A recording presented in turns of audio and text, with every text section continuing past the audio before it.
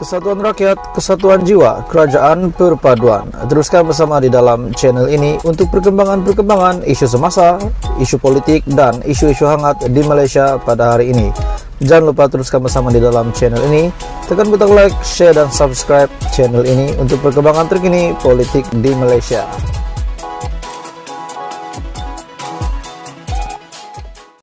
Salam sejahtera Malaysia, tuan-tuan dan puan-puan semua. Adakah berita baik kepada Muhyiddin Yassin dan Hadi Awang, kepada Perikatan Nasional sekiranya Pakatan Harapan dan Barisan Nasional tidak bersama di dalam PRN yang akan diadakan pada tahun ini? Setakat ini ada 6 PRN yang akan diadakan pada tahun 2023 ini.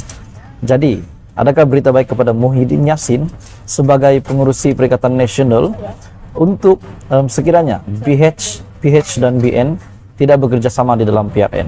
Ataukah sekiranya PH dan BN bekerja sama, adakah ini akan menjadi satu lagi kekalahan nyata untuk Muhyiddin Yassin, Perikatan Nasional, dan juga PAS? Oke, baik tuan-tuan dan bapak semua, sebelum saya meneruskan isu hangat hari ini, saya meminta kerjasama kamu untuk tekan butang subscribe, share video ini kepada ramai orang supaya mereka juga tahu tentang isu hangat hari ini, dan jangan lupa tekan butang subscribe.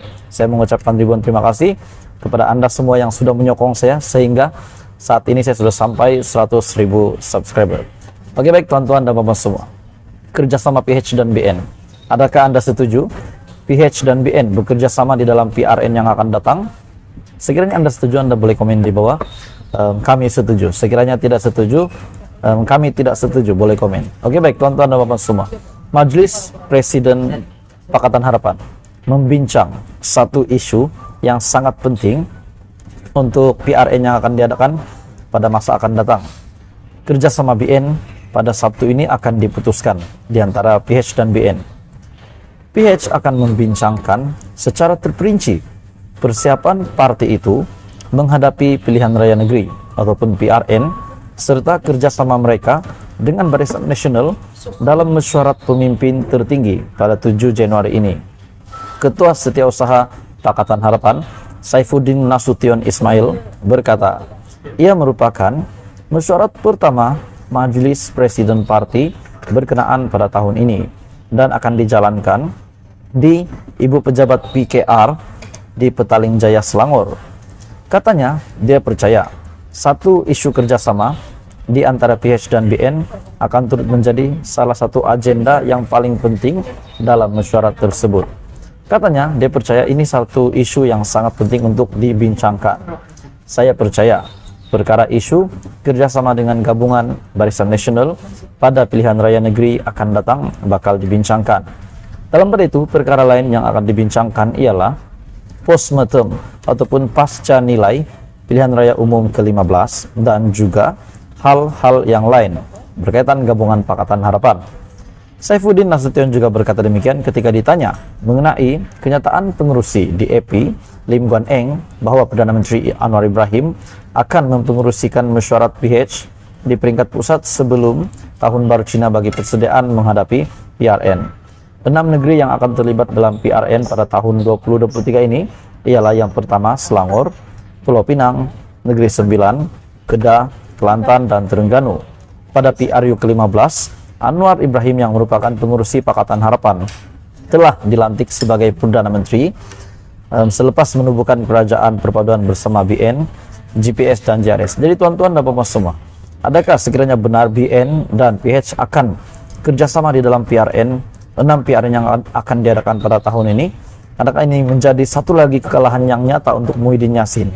Ataupun mungkin sekiranya mereka tidak bergabung pun, tetapi salah satu daripada mereka tetap menang, itu juga akan memberikan impak yang besar bagi Muhyiddin Yassin.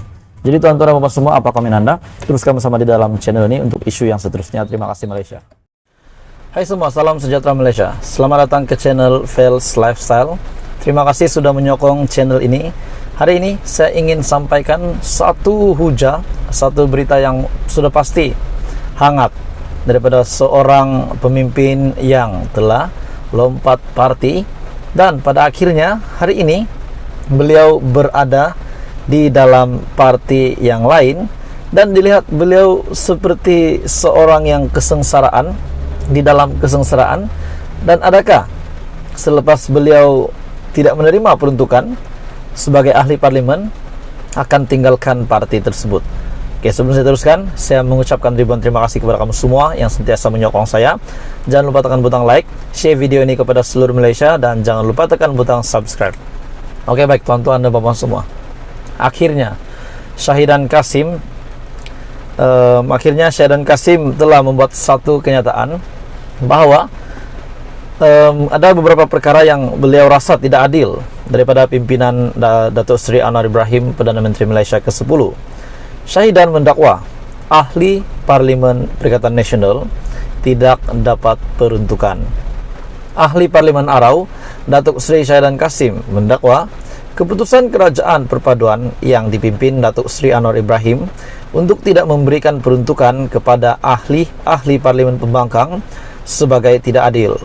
Bagaimanapun, beliau menyatakan akan membuat perbincangan secara berterusan bersama pihak-pihak yang terlibat bagi memastikan isu tersebut, isu berkaitan peruntukan dapat diselesaikan.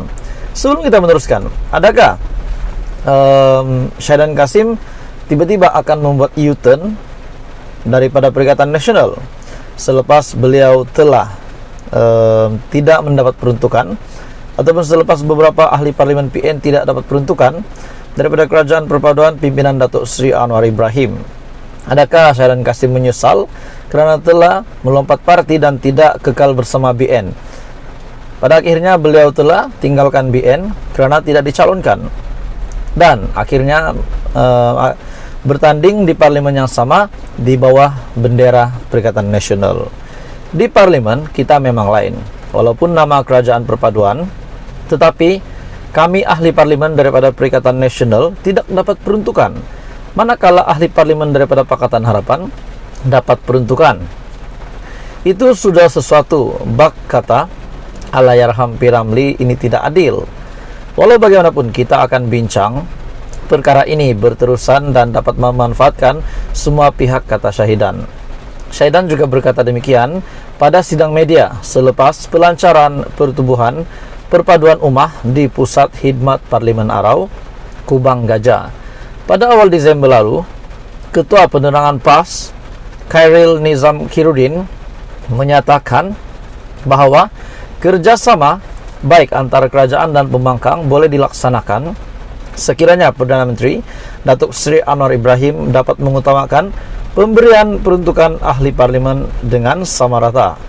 Ahli parlimen Jerantut itu menerusi satu kenyataan di Facebook berkata, berkenaan merupakan antara janji yang termaktub dalam manifesto Pakatan Harapan yang kini menerajui Kerajaan Persekutuan. Jadi setelah ahli parlimen Perikatan Nasional tidak mendapat peruntukan, adakah mereka akan meninggalkan Perikatan Nasional dan mencari sesuatu ataupun meninggalkan PN supaya mereka tidak lagi terperangkap di situ, sebab mereka tidak dapat peruntukan di dalam parlimen? Terutamanya Syahidan Kasim yang mungkin menyesal ataupun bagaimana? Tuan-tuan dan puan semua, apa komen Anda? Adakah ini menunjukkan kekalahan yang nyata untuk Muhyiddin Yassin setelah kerajaan pimpinan Datuk Seri Anwar Ibrahim telah bertindak sedemikian tidak memberikan peruntukan kepada ahli Parlimen Perikatan Nasional? Adakah mereka akan lompat parti atau bagaimana? Jadi tuan-tuan dan puan semua, dipersilakan komen. Sekiranya Anda setuju dengan kenyataan hari ini, Anda boleh komen di bawah setuju. Sekiranya tidak ada masalah juga. Teruskan bersama di dalam channel ini untuk isu yang lebih hangat.